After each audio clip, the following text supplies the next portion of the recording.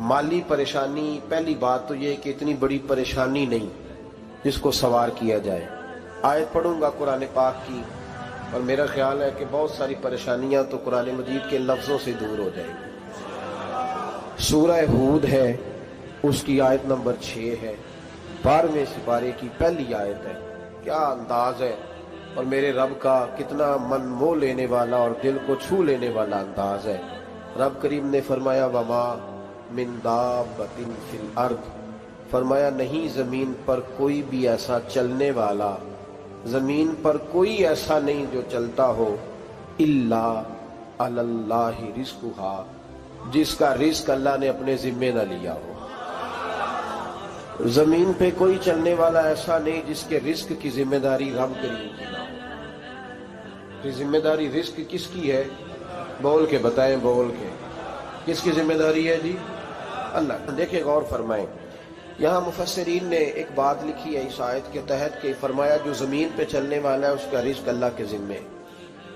फरमाते हैं कि ये अल्लाह ने हमारी अकल के मुताबिक हमसे बात की, वरना आसमानों में जितनी मखलूक है रिस्क उसका भी अल्लाह के जिम्मे ही है।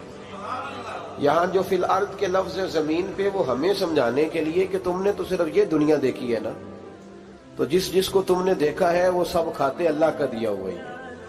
तो जो हमने देखा था रब करीम ने उसके मुताबिक हमें समझा दिया। फरमाया कुछ तो तुमने देखे ही नहीं, चलो उनकी तुमसे बात नहीं करते, पर जो तुमने देखे हैं उन सब का रिस्क किसके जिम्मे है? अल्लाह के। मेरे रसूल करीम सैयद आलम सल्लल्लाहु ताला अलैहि वसल्लम कुरान मजीद की जब तर्जुमानी करते, वजाहत करते, तो महबूब पाक सल्लल्लाहु अलैहि वसल्लम भी कोई इश्काल रहने नहीं देते थे, कोई इश्काल नहीं रहने देते थे। मेरे महबूब करीम अलैहिस्सलातु सलाम ने फरमाया अल्लाह पे भरोसा रख के सवेरे निकल जाना रिस्क की तलाश में। किस पे भरोसा रखना है? निकलना तुम्हारे जिम्मे है। ये ना कहना कि घर बैठूंगा तो यही आएगा, निकलना तुम्हारी जिम्मेदारी है। जितनी जिम्मेदारी है वो पूरी करना। अल्लाह पे भरोसा करके निकल जाना तुम्हारी जिम्मेदारी है। रब का जिम्मा है तुम्हें रिस्क देना, वो जरूर तुम्हें रिस्क पहुंचाएगा।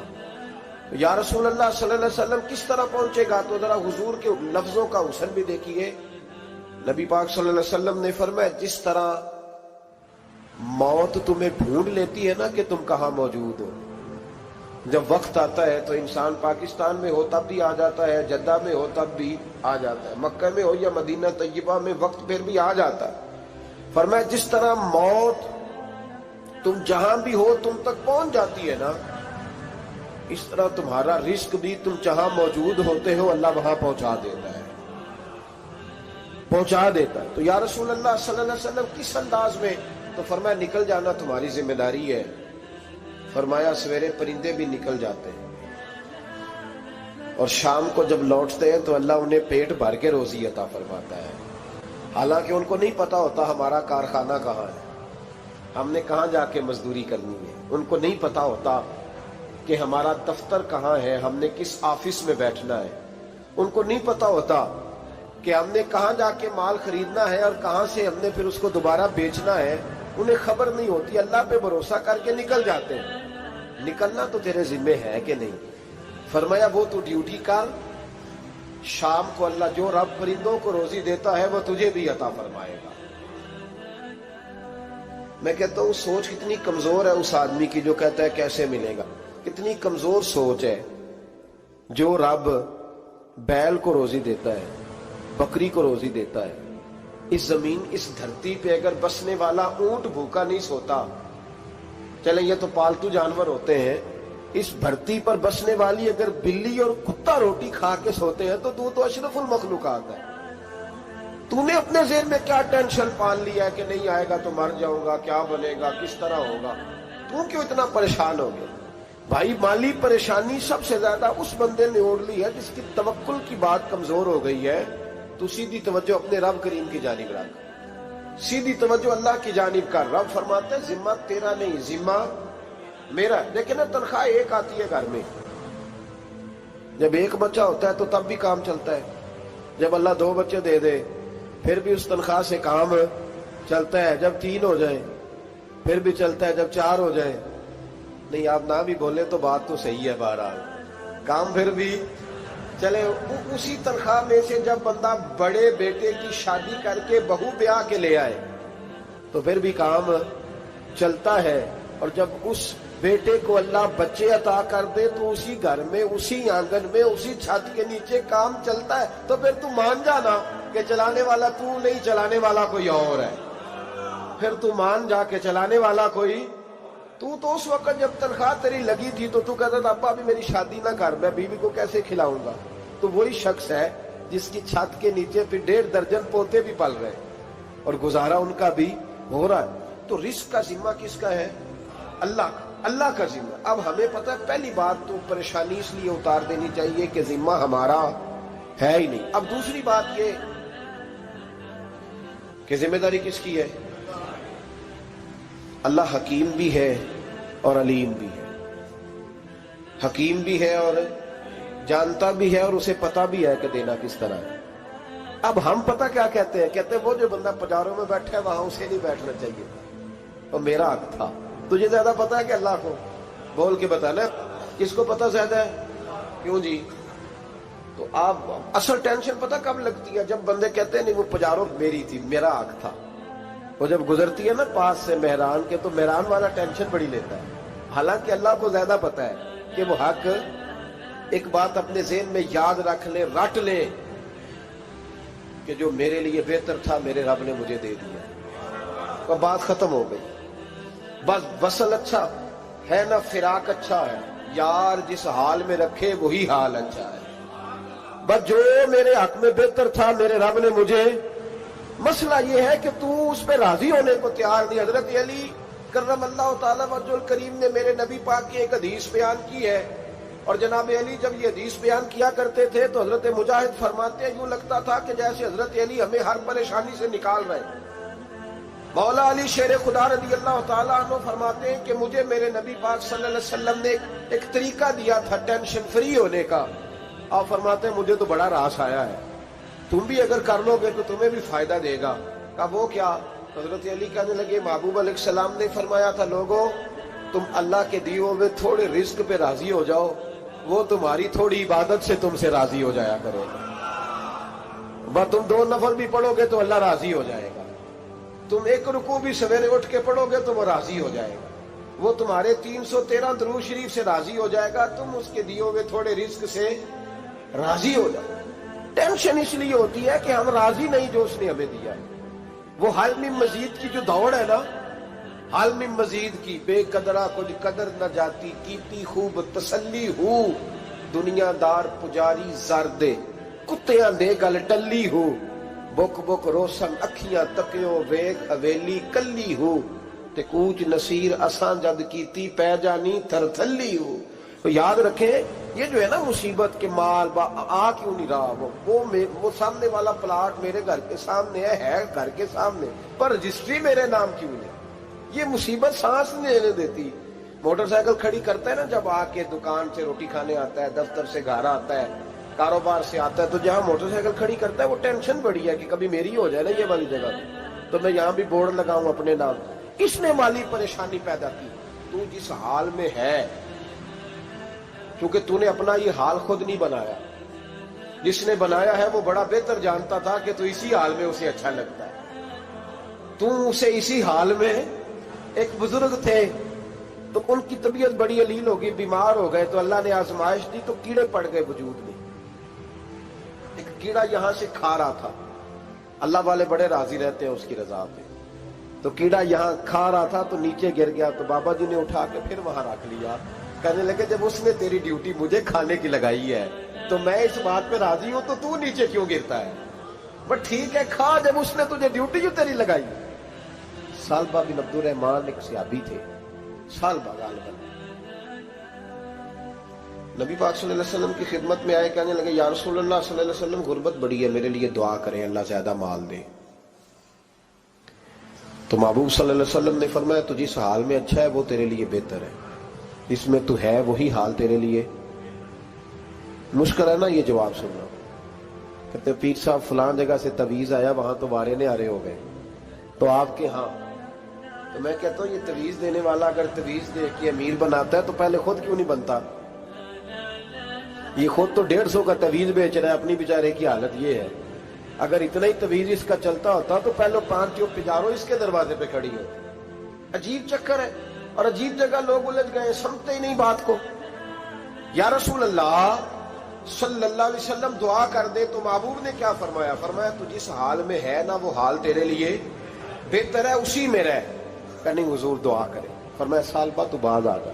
حضور دعا کرے. فرمایا تو باز آ جا. 2-3 دفعہ کا ضد کی. محبوب نے فرمایا جا پھر اللہ تجھے زیادہ پیسے دے گا. چند بکریاں خریدی، اتنی برکت ہوئی کہ بکریوں کے ریوڑ بن گئے. پھر کچھ بکریاں بیچ کے گائے خرید لی، ان کے بھی ریوڑ ہو گئے. پھر کچھ اونٹنیاں لے لی، ریوڑ ہی ریوڑ. پہلے 5 وقت مسجد میں آتے تھے، اب فجر اور عشاء رہ گئی. پھر مال زیادہ ہوا تو مدینے شہر میں کوئی جگہ ہی نہیں، مدینے سے باہر حویلی خریدی. پھر جمعہ ہی رہ گیا. جمعے کے جمعے آتے زکوٰۃ کا حکم آیا. میرے نبی کریم علیہ السلام نے حضرت ابو ہریرہ کو بھیجا. فرمایا جا اسے کہہ تیری زکوٰۃ بنتی ہے 2.5%. 10 کروڑ روپیہ ہو تو کتنی زکوٰۃ بنتی؟ بھئی 1 کروڑ کی 2.5 لاکھ ہوئی نا، تو 10 کروڑ کی کتنی ہوئی؟ تو بڑی مصیبت ہے جب بینک سے میسج آتا ہے نا کہ 25 لاکھ نکل گیا تیرے اکاؤنٹ سے. بہت بڑی مصیبت، بڑی ٹینشن ہوتی ہے. ایک صاحب میرے پاس آئے، ان کی زمین اچانک مہنگی ہو گئی. اچانک پہلے کچھ 15-16 لاکھ کی ایکڑ زمین تھی، پھر وہ کروڑ کی ہو گئی. تو میرے پاس آئے، کہنے لگے وہ 10 کروڑ روپے بنتے ہیں تو زکوٰۃ. تو میں نے کہا آپ نے کیا کیا؟ زری زمین پہ عشر آتا ہے، اس پہ زکوٰۃ نہیں آتی، تو آپ نے کیا کیا؟ کہنے لگے وہ کچھ سوسائٹی کے رول کے مطابق میں نے فائلیں وغیرہ لے لی ہیں، اب میں نا کبھی موقع آئے گا تو ان کو بیچوں گا. تو میں نے کہا اب تو آپ کا یہ مال ہو گیا بزنس کا، تو اب تو اس پہ زکوٰۃ آئے گی. 10 کروڑ پہ جب 25 لاکھ سنا تو کہنے لگے فوراً دینی پڑتی ہے کہ تھوڑی تھوڑی سے بھی کام چل جاتا ہے. تو میں ان کا چہرہ دیکھنے لگا. میں نے کہا نہیں وہ تو آپ کو پتا ہے. ویسے حضرت عمر فرمایا کرتے تھے بانٹ کے نہ دو، کوشش کرو کسی ایک کو دو، چلو کسی کا تو کچھ بن جائے. تو ایک کو ہی دینی چاہیے. کہنے لگے تو مطلب یہ ایسا ہی حکم ہے؟ میں نے کہا آپ کسی اور سے تحقیق کر لیں. اب یہ بھائی لیتے وقت نہیں تجھے ٹینشن ہوئی کہ 15 لاکھ کا کروڑ ہو گیا تو اس وقت کبھی تو نے کہا کہ یا اللہ، تو یہ کیسی سوچ ہے مسلمان؟ کس طرح کا اس کا؟ ہمارے ہاں جب کسی آدمی پہ حالات خراب ہوتے ہیں نا تو سب سے پہلے وہ اس طرح کرتا ہے کہ جو میں کہیں اللہ کے رستے میں دیتا ہوں پہلے اسے بند کروں. جس رستے تجھے آ رہا تھا پہلے تو نے وہ رستہ بلاک کیا. حضرت اسماء بنت ابی بکر صدیق کہتی ہیں میں حضور کو مسجد کے لیے، ادارے کے لیے، صحابہ صفا کے لیے کچھ دے رہی تھی تو میں نے گننا شروع کیا تو حضور مسکرانے لگے. حضور مسکراتے کیوں ہیں؟ تو فرمانے لگی، محبوب فرمانے لگے اسماء اللہ کے رستے میں گن گن کے نہ دیا کر، ورنہ وہ بھی تجھے گن گن کے دے گا. تو اس کے رستے میں بے حساب دے، وہ بھی تجھے بے حساب ہی عطا فرمائے. لیکن پہلے یہ والا پہلے دروازہ بند کرو، یہاں سے پیسے ختم ہو رہے ہیں. تو اس طرح کرنا بھائی. اس دفعہ سوٹ ذرا گرمیوں والے نہ خرید، لیکن جو تو اللہ کے رستے میں دے رہا ہے اسے دیتا رہے. لیکن ہم اپنا نقصان کرتے ہیں، زیادتی کرتے ہیں اپنے ساتھ. میں نے آپ کو پہلے بھی بتایا تھا پیار کی بولی ہے، پھر بولتا ہوں. ایک بڑے بڑے پیار والے دوست ہیں، ایک دفعہ مجھے کہنے لگے کہ آپ کئی دفعہ اعلان کرتے ہیں تو مجھے اچھا نہیں لگتا، اور آپ ادارہ بھی بہت زیادہ بننے والا ہے، بڑی چیزیں میں دیکھتا ہوں جو ہوں تو بڑا نظام اچھا ہو جائے. آپ دعا کریں اللہ مجھے پیسے دے تو میں بڑے سارے خرچ کروں گا اس کے رستے. تو میں نے کہا یا اللہ اسے 10 کروڑ دے، یہ 9.5 کروڑ تیرے رستے میں دے دے گا. تو وہ چپ کر گیا، جس طرح آپ نہیں کر گئے سارے، چپ کر گیا وہ بھی. اس نے کہا جی نہیں جی انشاءاللہ کریں گے. تو میں کیا پلیا جی تے دعا پہ ہوں، ابھی تو وہ آئیں گے تو تب دیکھی جائے گی. تو یہیں اڑ گیا ہے. یعنی 9.5 کروڑ اللہ کے رستے میں خرچ کرنے کی دعا پہ بھی آمین کوئی نہیں کہتا کہ چلو آمین ہی کہہ دے. تو میں کہا تینوں تے 50 لاکھ بچتا سی پیا، لیکن تو اس سودے پہ تیار ہے. جب یہ سوچ ہوتی ہے، یہ غلط سوچ ہے. یہ بات تو اگر تم مسکرانے والی، لیکن یہ سوچ صحیح نہیں. حضرت عثمان غنی رضی اللہ تعالیٰ عنہ کہتے ہیں جس وقت نبی پاک صلی اللہ علیہ وسلم نے اعلان کیا نا جنگ کے موقع پر کہ 800 سپاہیوں کا خرچہ چاہیے، کہتے ہیں میرے پاس 600 کا تھا.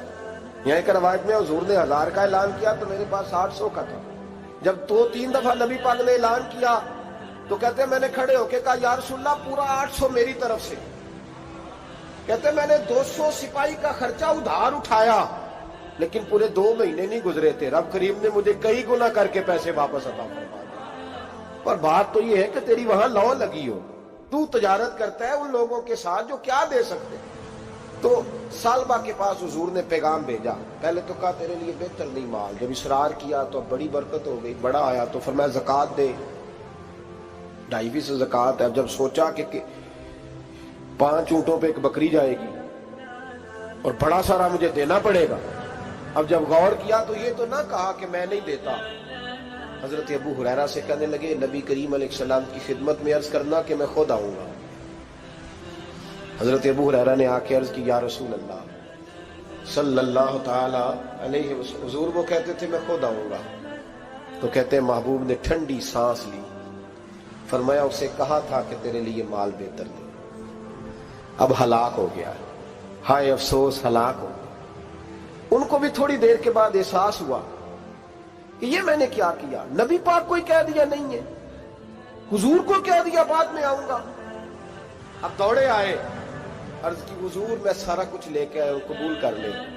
محبوب نے فرمایا گویا بلال حبشی کی خشک کھجور بھی قبول ہے، اور صہیب رومی ایک اٹی بان کی لائے تو وہ بھی قبول ہے، اور عمار بن یاسر اور مصعب بن عمیر اگر 2 دینار دے جائیں اور کوئی پرانا جوڑا کسی سپاہی کے لیے چھوڑ جائے تو وہ بھی قبول ہے، لیکن تو اپنا لاکھوں لے کے چلا جا، تیرا کوئی نہیں قبول، معاف کر دیں۔ فرمایا جا معاف کیا، پر پیسے لے کے نہ آنا۔ اگلے سال پھر آئے، بندے ہوئے ہاتھ ہیں، محبوبہ میں دولت کا کیا کروں گا، آگ لگانی ہے، قبول کر لیں۔ فرمایا تو لے جا، تیرا نہیں قبول، گرا جو ان کی نگاہ سے وہ سنبھل نہیں سکتا۔ حضور نے وصال ظاہری کیا تو جناب صدیق اکبر کے پاس آئے، لاکھوں کا مال، ابو بکر قبول کر لو، تو جناب صدیق اکبر کہنے لگے اس کا کر لو جس کا نبی نے نہیں کیا، چل جا کوئی نہیں چاہیے۔ حضرت عمر کے زمانے میں قحط پڑ گیا، بارشیں نہیں ہوتی، غلہ نہیں ملتا، حالات خراب ہے، مالی طور پہ بحران آ گیا، غربتیں، مجبوریاں، تکلیفیں، آ کے روئے، عمر میرا قبول کر لو، مجھے معافی تو مل گئی تھی نا۔ فرمایا معافی اپنی جگہ پہ، پر جس کا مصطفیٰ نے قبول نہیں کیا۔ بہت سارے لوگوں کو پتہ ہی نہیں کہ ان کا قبول ہی نہیں ہوا، اور وہ الجھے ہوئے، انہیں خبر ہی نہیں کہ اصل بات کیا ہے۔ فرمایا جس کا مصطفیٰ کریم نے قبول نہیں کیا، اب ہیرے اور جواہرات بھی لے کے آئے تو بھوکے مریں گے، پر اس کا قبول، اس بات پہ راضی رہو اس حال میں اللہ نے رکھا ہوا، اس حال میں راضی رہو۔ جو مصیبت ہے نا دیکھنی کہ وہ بھی میرے پاس، تمہیں کیا پتا، کبھی پوچھ تو صحیح اس سے وہ کس مصیبت کا شکار ہے، جو مالی طور پہ بڑا امیر ہے، تو اس کی طرف دیکھ کے اپنا دل برا کرتا ہے۔ بس جس حال میں رب نے رکھا ہے اس حال میں رہ۔ حضرت عثمان غنی کے زمانے میں تو وہ وصال کر گئے، لیکن بھائی تو جس حال میں تیرا رب تجھے رکھتا ہے اس حال میں رہ، تیری مالی پریشانیاں ختم ہو جائیں۔ میں نے پہلے بھی شاید آپ کو ایک دفعہ کہا تھا، میں تعلیم سے فارغ ہوا تو میرے ایک استاد اور میرے کچھ دوست کہنے لگے افریقہ آ جائیں آپ، وہ ایک بہت بڑا ادارہ ہے، اس کو چلائیں، اس کو سنبھالیں۔ تو میری والدہ سے میں نے کہا، اس طبیعت ہوتی ہے نا انسان کی، میرا بھی دل لگ گیا۔ میری اماں پڑھی نہیں تھی لیکن اللہ نے دانائی بڑی عطا فرمائی تھی، حکمت بڑی تھی، سیانی بڑی تھی۔ تو میں نے کہا اماں جی تو مجھے ساؤتھ افریقہ کی دعوت ہو رہی ہے تو آپ کیا کہتی ہیں؟ تو اٹھ کے میرے پاس آ گئی اور مجھے انہوں نے اپنے بازوؤں میں لے لیا، پھر میرا ماتھا چوما، کہنے لگی پتر میں تے وال بھی نہ پوٹ کے دیوا کسی نے، ہم نے دولت کا کیا کرنا، تو اللہ کا نام لے کے کہیں بیٹھ جا، رب کریم رون کے لگا دے گا، خیر ہو جائے۔ تو میرے بھائی یاد رکھیں ان چیزوں سے تھوڑا سا دیکھیں نا، قناعت کریں، جو اللہ نے دیا اس پہ راضی ہو جائیں، اللہ بڑا مہربان ہے، وہ آسانیاں کر دیا کرتا ہے۔ تو یاد رکھیں میرے رسول کریم علیہ السلام نے ایک تو ہمیں درس یہ دیا ہے کہ تو سمجھ جا، قرآن نے ہمیں بتایا ہے کہ روزی تیری ذمہ داری نہیں، روزی کس کی ذمہ داری ہے؟ اللہ کی۔ اور دوسری بات یہ کہ جو اللہ نے تمہیں دیا ہے اس پہ تو راضی ہو جا، تیری مالی پریشانیاں ختم ہو جائیں۔ اور پھر حضور صلی اللہ علیہ وسلم نے فرمایا مذہبی طور پر جب دیکھو تو آگے دیکھو، اور دنیاوی طور پر جب دیکھو تو پیچھے دیکھو، پریشانی ختم ہوگی۔ مذہبی طور پر جب دیکھو، جو 5 نمازیں پڑھتا ہے وہ تہجد پڑھنے والے کو دیکھے، اور جو تہجد پڑھتا ہے وہ اشراق چاشت پڑھنے والے کو دیکھے، اور جو بندہ اشراق اور چاشت پڑھتا ہے پھر اس کو دیکھے جو سارا دن مصطفیٰ پہ درود پڑھتا ہے۔ ऊपर ऊपर देखे कि मैंने और नेक होना है और नेक, और जब माली मामला है तो फिर नीचे देख। अगर तू बैठा ना पजारों पे तो फिर टूडी वाले पे नजर कर, उसका क्या हाल है। और अगर तू वहां बैठा है तो देख, मेहरान वाला भी तो गाड़ी चला ही रहा है ना। और अगर तू वहां है तो मोटरसाइकिल वाला देख, और तू वहां है तो फिर साइकिल वाले पे नजर, और अगर तू साइकिल वाला है तो पैदल वाले को देख, अगर तू किराए के मकान में रहता है तो फिर झोंपड़ी वाले को देख, और अगर तू झोंपड़ी में रहता है तो फिर भी परेशान ना होना। कुछ ऐसे भी हैं जिन्हें झोंपड़ी भी नसीब नहीं, जो सड़क पर लेटे हुए। और अगर तू तंदुरुस्त है ना तो कभी जाके अस्पताल में देख हाल क्या है, लोग किस हाल में। तो हम शुक्र नहीं अदा करते, उसका नुकसान क्या होता है, नेमतें चली जाती हैं। अल्लाह फरमाते लाइन शकर तुम लाज़ीदन्नकुम, तो शुक्र अदा कर, मैं नेमतों में इजाफा कर दूंगा। तो भाई माली परेशानी का तीसरा सबब यह है कि हम देखते हैं माली तौर पर ऊपर, तो फिर हमें तबीयत बिगड़ती है। और फिर माली परेशानियों के कुछ और असबाब भी हैं। इमाम शाफी फरमाते हैं जिन घरों में लोग फजर की नमाज के वक्त सोए होते हैं उन घरों में रिस्क नहीं आता। आप फरमाते हैं फजर का वक्त अल्लाह के देने का वक्त है, उस वक्त अल्लाह बांटता है। हुजूर सल्लल्लाहु अलैहि वसल्लम का फरमान है ना हदीस में कि तहज्जुद के वक्त अल्लाह पहले आसमान पे नुज़ूल इजलाल फरमाता है जो उसकी शान के लायक है तहज्जुद के वक्त, और वो कहता है मांगो मैं तुम्हें अता करूंगा। लेने की बारी आए तो बंदा समेट समाट के अंदर घुस जाए। हमारे यहाँ ये होता है कि इशा के बाद बच्चे बैठते हैं मोबाइल लेके, तहज्जुद का वक्त आता है तो उनकी आंखें बंद होनी शुरू होती। तो लेने के वक्त तो तू सोया था, तेरा मसला कैसे हल होगा भाई। जब कोई आदमी खैरात बांट रहा हो तो जो प्याला पीछे कर ले उसे मिलेगा। कहते उस वक्त आना जब मैं बांट रहा था, अब तू किधर आ गया है।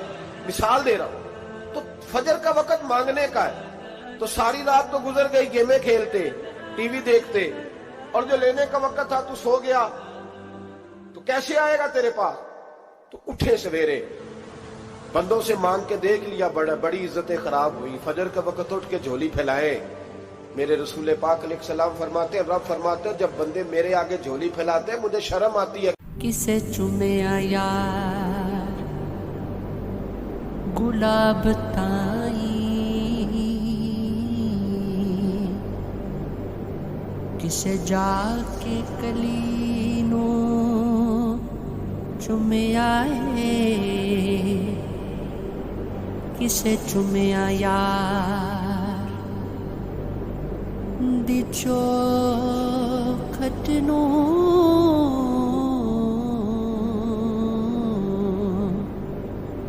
किसे जाके गली नू चुमे आए, किसे चुमिया हाकिमे वो सताई,